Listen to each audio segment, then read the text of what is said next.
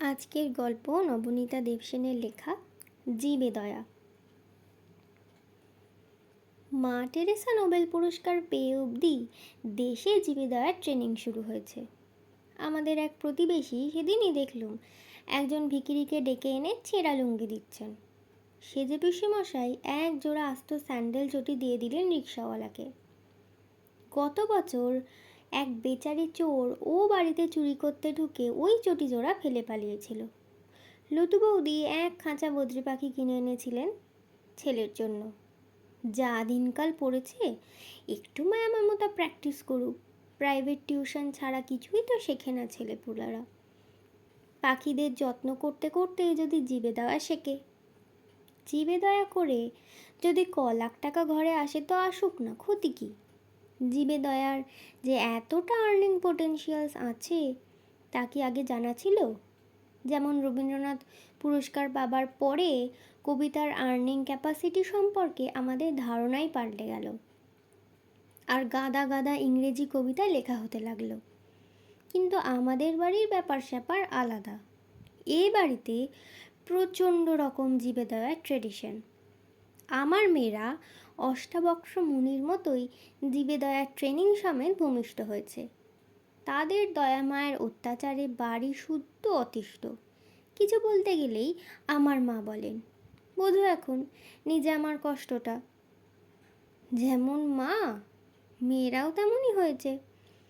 এর ফলে তাদের জীবের দয়া বাধা বন্ধহারা হয়ে আরও দিক বিদিকে ধাবিত হয়।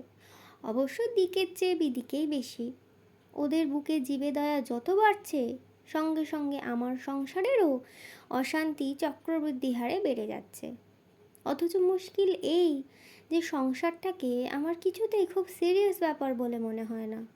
মার সংসার ছিল আসল সংসার, আমারটা যেন খেলাঘর। সেই বাড়িঘর, সেই মা, সেই আমি এবং আমার মেয়েরা এবং গাদা গাদা পুষি। নেই কেবল বাবা।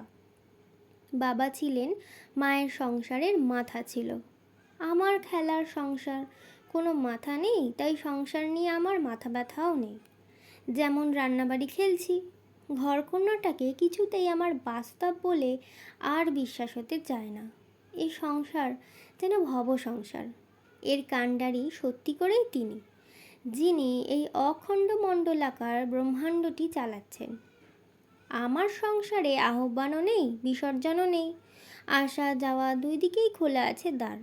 ছেলেবেলায় আমি যখন কানা খোঁড়া কুকুর, বেড়াল, ডানা ভাঙা পাখি, বাসা ভাঙা কাঠবেড়ালি, কাকের ছানা, এমনকি চামচিকে পর্যন্ত ধরে এনেছি, মা কখনো কখনো সইতেন, কখনো গুনিয়া ভাইকে দিয়ে পগার পাড়ে ভাসিয়ে দিতেন। আমি পারি না। ফলে আমার সংসারে জীবজন্তু আসে আসে আসে এবং থাকে থাকে থাকে। আমাদের নিজেদের যত কৌটো চাল লাগে, কুকুর বিড়ালের চাল লাগে তার চেয়ে বেশি। নিজেরা মাছ মাংস খাই না খাই, কুকুরের হাড়, বেড়ালের মাংস চাই। মা মাঝে মাঝে ক্ষেপে উঠে বিদ্রোহ করেন যখন অতিথিরা এসে দাঁড়িয়ে থাকেন। সবগুলো কোচের গদিতে এক একটা আদুরে বিড়াল রোঁয়া ফুলিয়ে ঘুমিয়ে থাকে, ঠেললেও ওঠে না। চুল মোড়া মাদুর পেতে অতিথিদের বসাই। যাওয়ার সময় তাদের অনেক সময় খালি পায়ে যেতে হয়। জুতোগুলো এ বাড়ির কুকুর ইতিমধ্যেই চিবিয়ে ফেলেছে। কেউ কেউ খালি পায়ে যেতে রাজি হন না, আমাদের জুতো পায়ে দিয়ে যান। প্রত্যেকটি পর্দা, চাদর, টেবিল ক্লথ চিবোনো, ঝুলপি ঝুলছে। প্রত্যেক চেয়ার, টেবিল, আলমারির পায়া চিবোনো, এবড়ো খেবড়ো। প্রত্যেকটি চেয়ারের সমস্ত চামড়ার গদি ছিন্ন ভিন্ন, তুলো বেরোনো। ওতে বিড়ালরা নখে শান দেয়। সর্বত্র ওডোনিল ঝুলছে। প্রত্যেকটি ঘরেই তাজা ফ্রেশ স্যানিটারি সুবাস, যেমন দামি হোটেলের বাথরুম, নইলে মনে হবে চিড়িয়াখানা। মা দুঃখে হাসেন। হাসবেন না? তিনি যখন গিন্নি ছিলেন তখন সংসারে লক্ষ্মীশ্রী ছিল। জীবে দয়া করতে করতে কী বাড়ি যে কী হয়ে গেল লণ্ডভণ্ড। কিন্তু এহানো বাড়িতে আরও জীবে দয়া করা সম্ভব, সেই স্কোপ এখনও আছে। বিশ্বাস হচ্ছে না? ঘটনাটা শুনুন, বিশ্বাস হবে। অ্যানুয়াল পরীক্ষা চলছে। সন্ধেবেলা হঠাৎ রাস্তায় একটা গণ্ডগোল। পড়া ছেড়ে লাফিয়ে উঠে মেয়েরা তো জানলায়। একটু পরে ছোট এসে বলল, মা মা শিগগির এসো, একটা কুকুরছানাকে না কি সুইট ছোট্ট, এখনো চোখই ফোটেনি ভালো করে, দুষ্টু ছেলেগুলো ডিল মারছে, পা দিয়ে লাথি মেরে বল খেলছে, এমন মারিয়ে দিয়েছে যে পিছনের পা কেমন যেন হয়ে গেছে। এক্ষেত্রে দায়িত্বশীল সাংসারিক ভূমিকা কী হওয়া উচিত ছিল কে জানে। আমি তো আবাল্যের অভ্যাসে লাফিয়ে উঠেছি। কই কই কোথায়, চল তো দেখি। দিদি ওদের বকে দিয়েছে, ছেলেরা পালিয়ে গেছে। আর কুকুরছানাটা দিদির কোলেই। আর দিদি হয়েছে গেটে দাঁড়িয়ে আছে, ভেতরে আনবে কি? মুহূর্তেই বুঝে ফেলি ব্যাপার। ঢোকেনি যখন নিশ্চয়ই সে গৃহে প্রবেশের যোগ্য নয়। সেবারে যখন কাকে ঠুকরে এক চোখ গলে যাওয়া পিছনের পা প্যারালাইজড বেড়াল ছানাটাকে এনে ওরা শোবার খাটের ঘরে শুইয়ে পরিচর্যা করছিল, আমার মা কুরুক্ষেত্র করেছিল। এবারে তাই সাবধানতা নিয়েছে মেয়ে। মুহূর্তেই আমার কর্তব্য স্থির। খবরদার, ভেতরে আনা হবে না। ওই সামনে সদর উঠোনে যে কোনটায় একটু ঢাকা মতো আছে সেখানে রেখে দাও। রাখি? থ্যাংক ইউ মা, তুমি সত্যি খুব ভালো। তারপরেই ছুটোছুটি, মা একটু দুধ, একটা সসার, বড়ির তুলো, ডেটল। আমি তো জীবনে মাকে থ্যাংক ইউ বলেছি বলে মনে পড়ে না, যদিও শ্বাস প্রশ্বাসে আমার মায়ের কাছে কৃতজ্ঞতা। এরা বলছে বলুক, বলতে বলতেই কৃতজ্ঞতা আসে হয়তো আজকাল। রাত্রে খেতে বসে আলোচনা হচ্ছে দুই বোনে। দিদি বলছে, ফ্রিজের দুধ দিসনি, একটু গরম করে দে, নইলে কিন্তু খাবে না। একটু মাংসের স্টিউ দেবো দিদি, তুলোর পোলতে করে? ও ভীষণ উইক, ঠিক কুকুরের মতো ডাকতেও পারে না মা, বেড়াল ছানার মতো ডাকে। বেড়াল ছানাই নয় তো, মা ফোড়ন কাটেন। কি যে বলো দিম্মা, আস্ত কুকুর, দি স্টু। পাগলা, বরমে বলে স্টু দেয় না, চোখই ফোটা নেই, নুন খাওয়ালে তো মরেই যাবে, বরং এক ফোঁটা ভিটামিন ড্রপ দিতে পারিস। খবরদার, একদম ভিটামিন দিস না। মা হাঁ হাঁ করে ওঠেন। সর্বনাশ হবে, পেটের অসুখ করবে যে, সদর উঠোন একেবারে নষ্ট করে ফেলবে। তারপরেই যথানিয়মে, আর তোমাকেও বলিহারি যাই খুকু, মেয়ে দুটোকে কি নষ্টই করছিস, অ্যানুয়াল পরীক্ষার মধ্যে পড়াশোনা ছেড়ে উঠে গিয়ে ওই সব নোংরা জিনিস ঘাটছে, ছি ছি। মাদার টেরেসাও তো কুষ্ঠরোগী ঘাটেন। বড় মেয়ে উত্তর দেয়। ছোট মেয়ে সগর্বে বলে, দিদি বড় হয়ে মাদার টেরেসা হবে না দিদি? আর তুমি সিস্টার নিবেদিতা? আমি লেডি উইথ দ্য ল্যাম্প। এ বছর ওদের টেক্সটে আছে ফ্লোরেন্স নাইটিঙ্গেল। চুপ করে আলো নিভে গেল। সারমেয় জননী ব্যাকুল, ও মা 10টা বেজে গেল যে, এক্ষুনি ওকে দুধ খাওয়াতে হবে, 4 ঘন্টা হয়ে গেছে। হোক গে, অন্ধকারে নিচে যেতে হবে না। অন্ধকার তো কি, আমি টর্চ ধরে থাকবো, লেডি উইথ দ্য ল্যাম্প জবাব দেন। টেরেসা জুনিয়র দুধ, তুলো, টর্চ নিয়ে রেডি। শুশ্রূষা পার্টি লোডশেডিং উপেক্ষা করে সদরে বেরিয়ে গেল। পিছন পিছন গেল চঞ্চলা আর লক্ষ্মী, যেন গায়ে হলুদের তত্ত্ব যাচ্ছে। ওরা যাচ্ছে পাহারাদার হয়ে। খোঁড়া কুকুরছানাকে কোলে তুলে অতি যত্নে দুধ খাইয়ে ওপরে এসে ডেটলে হাত পা ধুয়ে সে পোশাক বদল করে দুই দয়াবতী পড়তে বসলেন মোমবাতি জেলে। 11টায় আলো ফিরবে। আজকাল বাড়ির দারুণ গুরুত্বপূর্ণ আবহাওয়া। অ্যানুয়াল পরীক্ষা বলে কথা, রাত্রে খাবার পরেও পড়তে বসা হয়। 11:45টার সময় মা তাড়া লাগাতে শুরু করেন। 12টা বেজে গেছে, উঠে পড়ো, আর পড়তে হবে না এখন। অবশেষে 12:30টায় তারা উঠে ফ্রিজ খুললেন। মা, দুধ? মা টেরেসার প্রশ্নের উত্তর দিই, আজ সকালে 2 বোতল দুধ কেটে গেছে, যা ছিল তোমরা 10টার ফিডেই খতম। দুধ নেই? তাহলে ও কি খাবে? কিছু ভাবিস না, ঠিক হয়ে যাবে, বোনকে সান্ত্বনা দেয় দিদি। দেশলাই আছে দীপু মামা? ঘুমন্ত দীপু মামাকে ঠেলে জিজ্ঞাসা করেন তিনি। যা যা, ঝামেলা করিস না, এত রাত্রিরে দেশলাই দিয়ে কী হবে? কারেন্ট এসে গেছে? গ্যাস জ্বালাবো। গ্যাস? দীপু মামার এক চোখ খুলে যায়। কেন রে, চা হচ্ছে বুঝি? দেশলাই বেরিয়ে পড়েছে বালিশের নিচ থেকে। চা না, দিদি জল গরম করবে, নিউট্রামুল গুলবে। কে খাবে নিউট্রামুল? এত গুডগার্ল কে হয়েছে? কেউ না, কুকুরছানা। হ্যাঁ, এই মাঝরাত্রিরে নিউট্রামুল খাবে বেটা কুকুরছানা? দে দে আমার দেশলাই ফেরত দে। খিদে পায় না তার? সেই 10টায় খেয়েছে। ঘন্টায় ঘন্টায় খাবে নাকি? Whole night program. তার চেয়ে ওকে বরং চা করে খাও না বাপু। চা খুব নিউট্রিশাস ড্রিঙ্ক। আমিও একটু খেতুম। দুধ নেই। যা বাবা। রাত বিরেতে গ্যাস জ্বালিয়ে জল গরম হয়। কাঁচের গ্লাসে প্রচণ্ড সিরিয়াসলি চামচ নেড়ে ঠন ঠনাঠন মহাশব্দ করে পাড়া জাগিয়ে নিউট্রামুল তৈরি হতে থাকে। সব ঘরে আলো জ্বলছে, যেন বিয়ে বাড়ি। সবাই সজাগ, কাজের লোকেরাই কেবল যা নিদ্রাবহুল। 2 মেয়ের সেবা সুন্দর মাতৃমূর্তি দেখলেও চোখ জোড়ায়। মধ্যরাতে কি প্রবল ব্যস্ততা। দীপু মামা বলছে, তুলোয় করে কত খাওয়াবি? ড্রপারে করে খাওয়া, তাড়াতাড়ি খাবে। তাই কালি ভরবার একমাত্র প্লাস্টিকের ড্রপারটি গরম জলে ধুয়ে ধুয়ে নিষ্কলুষিত করা হচ্ছে। পরিষ্কার ড্রপারে টাটকা নিউট্রামুল নিয়ে হাতের উল্টো পিঠে ফোঁটা ফোঁটা ফেলে পরীক্ষা করা হচ্ছে। উষ্ণতা ঠিক সারমেয় শাবকের নরম জিভের যোগ্য কিনা। বড় মেয়েকে দেখে মনে হচ্ছে আতুর ঘরে ডিউটিতে এক্সপার্ট নার্স।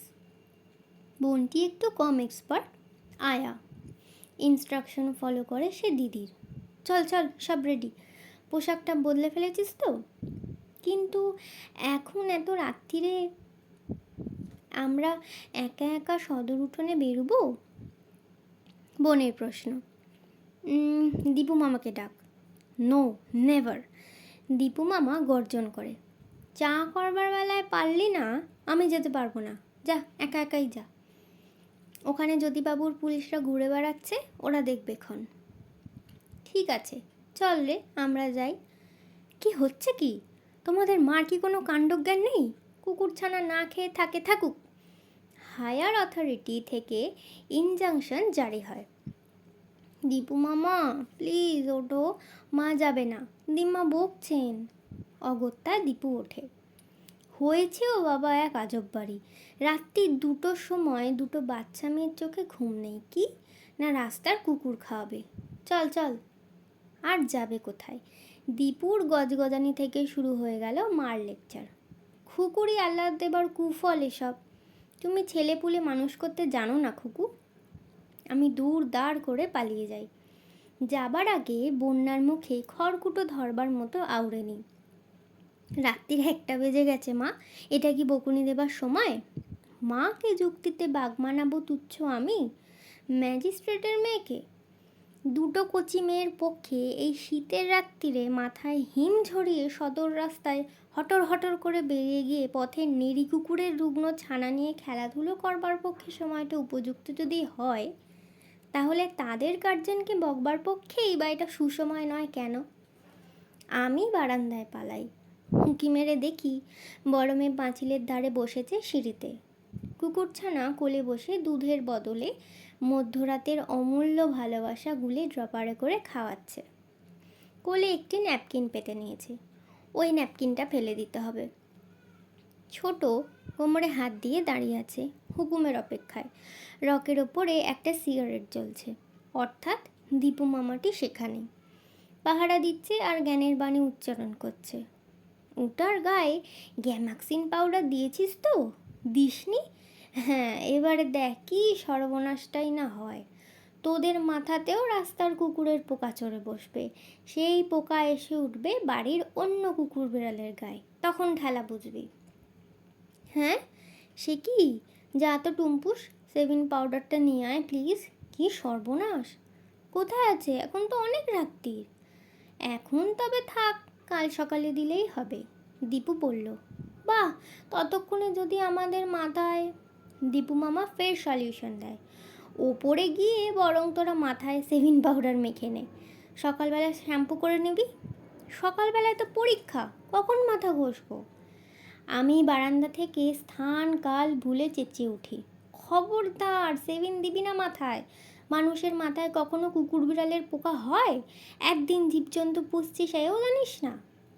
এমন সময় টহলরত 2টি পুলিশ এসে দাঁড়ায় পাঁচিলের গায়ে।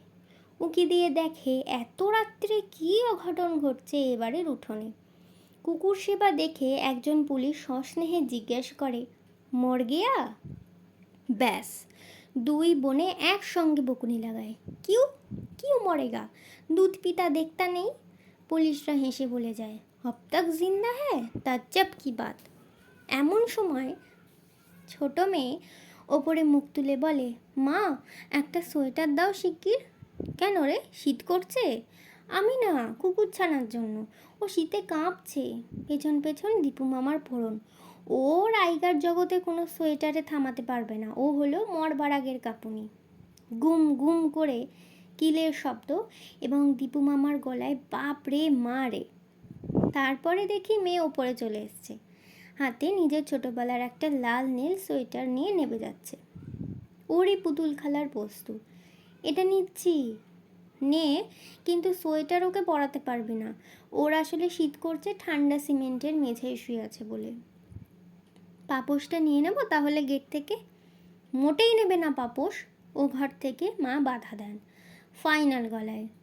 জীবে দয়ার কারণে বাড়ি শুদ্ধ সবাই জাগ্রত, সব দরজা খোলা, সব আলো জ্বালা। তবে কি নেব? গোটা কয়েক স্টেটমেন্ট আর আনন্দবাজার ভাঁজ করে বিছানায় পেতে দে যা, দিব্যি গরম হবে। ওই সোয়েটার পরা কুকুরছানাটা কাল স্কুলে পাঠিয়ে দিস খুকু, তোর মেয়েদের পরীক্ষাগুলো দিয়ে টিয়ে আসবে, মা বলেন।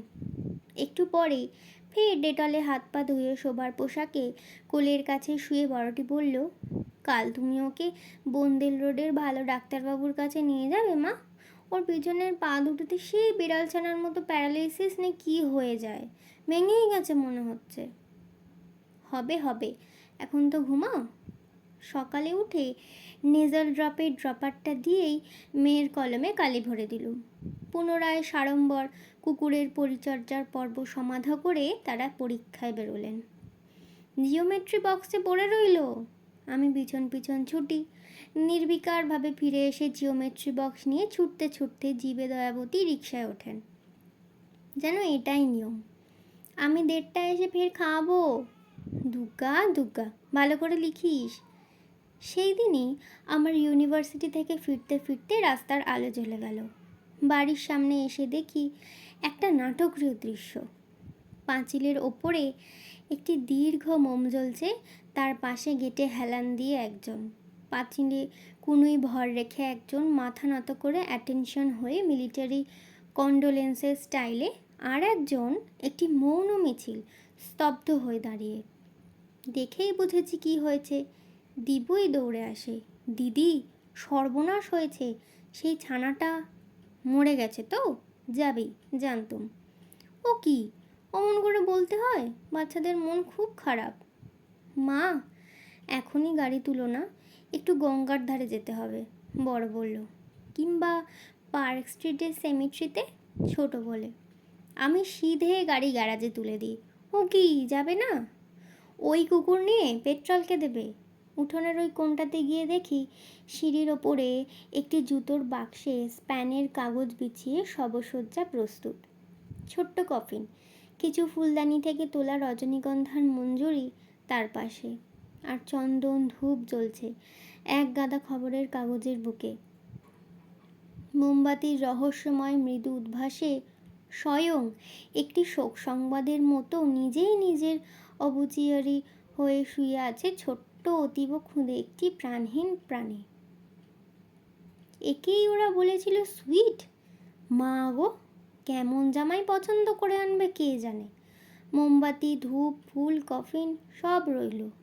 আমি বিনা বাক্য ব্যয়ে কাগজগুলো দুই পাশে ধরে স্ট্রেচারের মধ্যে তুলে ওকে চ্যাংদোলা করে নিয়ে নামিয়ে দিলুম রাস্তার নর্দমাতে। ঠিক নাক বরাবর তুল পেতে বসে দুজন পুলিশ আমাদের কর্মকাণ্ড পর্যবেক্ষণ করলেন। মাননীয় মুখ্যমন্ত্রীর গেটের বিপরীতেই এটা ঘটছে। মুগ্ধ ফরাসিতে মনে হলো আমার এতটাই নৈপুণ্য যেন এমন কর্মই করি। বিশ্ববিদ্যালয়ে দিনভর ঝুড়ি ঝুড়ি মরা ফেলতে ফেলতে রপ্ত হয়ে গেছে কাজটা। ওপরে এসে গা ধুয়ে কাপড় বদলে চা খেতে বসেছি। মেয়ে বলল, ও কি ওখানেই থাকবে? তা কেন, ভোরবেলা জমা দিলে ঠিক নিয়ে যাবে। মন খারাপ করিস না রে, ও বাঁচত না। বাঁচলে তো হাঁটতে পারতো না। ভীষণ কষ্ট করে বাঁচা হতো, ছানাটা মরে বেঁচেছে। মা সান্ত্বনা দেয়। মেয়েরা কিছুই বলে না, চুপচাপ পড়তে বসে। ফের পরশুদিন পরীক্ষা। বেড়ালগুলো গিয়ে ওদের পড়ার বইয়ের ওপর চড়ে বসে। ওরা সরিয়ে দেয় না। কই, জমাদার তো নেয়নি মা, সকালেই উঠে উঁকি মেরেছে, কিন্তু খবরের কাগজগুলো নেই। ঠিক 4টের সময় ঝাঁটা শব্দ পেয়েছিস? মা বললেন। খবরের কাগজগুলো তখনই নিয়ে গেছে নিশ্চয়ই। যে গেট দিয়ে মুখ্যমন্ত্রীর গাড়ি বেরোবে, লাল নীল সোয়েটার পরা কুকুরছানা নর্দমায় শুয়ে রইল তার সামনেই, যেন দোলনায় ঘুমোচ্ছে। এতগুলো গণ্যমান্য পুলিশের সামনেও ফেলে গেল। ধন্যী পৌরকর্মী। 10টার আগেই ক্লিয়ার করে দেব, ভাবিস না। দীপু মামার টিপ্পনি। চিফ মিনিস্টার বেরোবেন তো? 10টায় জ্যোতিবাবু যাত্রা করেন। উঁকি মেরে দীপু বলল, নেই, নিয়ে গেছে, যা বলেছিলুম। নেয়নি, ওই তো সরিয়ে রেখেছি কেবল। এই তো ফুটপাতে ঘাসের ওপর, এই তো আমাদের বাড়ির গায়ে, এই তো আমাদের গেটের ধারে। কত মাছি! ইস, মাছি শকুন তো নয়, যাক বাঁচা গেল। ওই সোয়েটারের দৌলতেই কিনা জানি না এখনও যে কাকচিল শকুনিরা টের পায়নি, তবুও রক্ষে। ছোট বলে, এখন কি হবে, ওখানেই থাকবে? বড় বলে, তখনই বললুম গাড়ি তুলো না, শুনলে না তো। দেখ, জীবে দয়া ভালো, কিন্তু আমিও তো একটা জীব। সারাদিনের শেষে ফেরা মাত্র ওপরে উঠতে দেবে না, মরা কুকুর সৎকার করতে নিয়ে যেতে হবে। ভোর থেকে উঠে তোমাদের খাবার তৈরি, জামা ইস্ত্রি, কলমে কালি ভরা, জিওমেট্রি বক্স নিয়ে পিছু পিছু ছোটা। আমাকে তোরা পেয়েছিসটা কি? বকুনি খেয়ে মেয়েরা করুণ মুখে চুপ করে থাকে। তখন আবার বলতে হয়, দেখি ওই জুতোর বাক্সটা কোথায়? এখন তো তাহলে গাড়িটা বের করতেই হয়। ওই কুকুরের বাঁশি মোড়া কি এখন ফুলের মালা দিয়ে গাড়িতে তোলা হবে? মা বলল, তাছাড়া আর উপায় কি? উপায় কর্পোরেশনে খবর দেওয়া। মা আমার সত্যিকারের জ্ঞানী মানুষ, কত কিছু জানেন। রাস্তায় কুকুর মরে পড়ে থাকলে কি করতে হয় তা জগতে কজন জানে? আমার মা জানেন। The corporation of Calcutta health department. Director খুঁজে বের করে নে, ঠিকানা দিয়ে বল মধ্যফরাস পাঠাবে। অর্ডিনারি জমাদারে মরা ফেলে না, ওটা ওদের কাজ নয়। খুব সোজা ব্যাপার। মাত্র 7বারের চেষ্টাতেই 2-3 এক্সচেঞ্জ পাওয়া গেল। 2 মেয়ে 2 হাঁটুতে চিবুক রেখে স্থির হয়ে বসে আছে, উদ্বিগ্ন মাতৃমূর্তি। মা টেরেসা জুনিয়র অ্যান্ড অ্যাসিস্ট্যান্ট। অনেকক্ষণ ফোন বেজেই গেল। তারপর একজন ধরলেন। মনে হলো না নাম অনুযায়ী ইনি হেলথ অফিসার। কি, कुत्ता मर गया? कहाँ? ज्योति बसु का घर का सामने? कौन ज्योति? ओह, चीफ मिनिस्टर। ठीक ठीक, अभी सफाई हो जाएगा। ये सेंट्रल ऑफिस है, आप डिस्ट्रिक्ट को ऑफिस में फ़ोन कीजिए। 5-6 লিখে নে শিগগির। এক মেয়ে কলমে গিয়ে দেয়, অন্য মেয়ে হাতের পাতায় চটপট লিখে নেয় 5-6। डिस्ट्रिक्ट को ऑफिस, टाला ब्रिज को पास में, बड़ानगर वही एरिया है। বড়ানগর কেন বলল? ভাবতে ভাবতে ফোন করি। হ্যালো, ক হেলথ অফিস? আজ্ঞে, চিফ মিনিস্টারের বাড়ির সামনে একটা কুকুরছানা কাল থেকে মরে পড়ে আছে। তা এখানে কেন? জ্যোতিবাবুকে এখানে থাকেন? বড়ানগর তার কনস্টিটিউয়েন্সি, তার রেসিডেন্স নয়। এও জানেন না? এমন লোক এখনও আছে এ শহরে? আজ্ঞে, তা তা তো জানি। আমি তার বাড়ির সামনে থেকেই বলছি তো, হিন্দুস্তান পার্ক থেকে। উফ, তা এখানে কেন? এটা তো কাশীপুর। কিন্তু আমাকে তো কর্পোরেশন থেকে এই নম্বরেই। আহা, তাতে কি হয়েছে? মানুষ মাত্রই ভুল হয়, ভুল করেছে। আপনি ফোন করুন ডিস্ট্রিক্ট খতে 4-2। ধন্যবাদ, খুব বুঝেছি। হ্যালো, 4-2। হ্যাঁ বলুন। চিফ মিনিস্টারের গাড়ির সামনে একটা মরা কুকুরছানা পড়ে আছে, দয়া করে যদি। চিফ মিনিস্টারের বাড়ি অর্থাৎ হিন্দুস্তান পার্কে, ওখানে একটা কুকুরছানা মরেছে? ভীষণ মাছি উঠছে, হেলথ হ্যাজার্ড। ও বুঝেছি, খুব মুশকিলের কথা। কিন্তু এটা তো ডিস্ট্রিক্ট খর অফিস, আমরা কি করতে পারি বলুন? আগে দয়া করে যদি একটু সরিয়ে নেন। তা তো বুঝেছি, মুশকিলটা কি জানেন? আপনারা তো আমাদের অফিসের আন্ডারে পড়েন না। পড়ি না? আমরা ডিস্ট্রিক্ট খতেও নই, তবে আমরা কি? উদ্বেগের কিছু নেই, আপনি বরং ডিস্ট্রিক্ট গড় অফিসে 4-5 এতে ফোন করুন, ওরা পারবে। লিখে নে 4-5। মেয়ের খুদে হাতের চেটোর উপচে পড়ে এখন কুনুইয়ের কাছাকাছি লেখা হচ্ছে ফোন নম্বরের তালিকা। 4-5-এ ফোন করব তো? হ্যাঁ, করে ডিসিওকে চাইবেন। শুনছেন? যাকে তাকে বললে দেরি হবে কিন্তু, সোজা ডিসিওকে চাইবেন, সঙ্গে সঙ্গে ক্লিয়ার হয়ে যাবে। কিছু মনে করবেন না, এটা তো ভুল অফিস, মানে আপনারা ভুল এরিয়া, বুঝেছেন? Thank you. লিখে নে ডিসিও, বুঝেছি, আমরাই ভুল এরিয়া।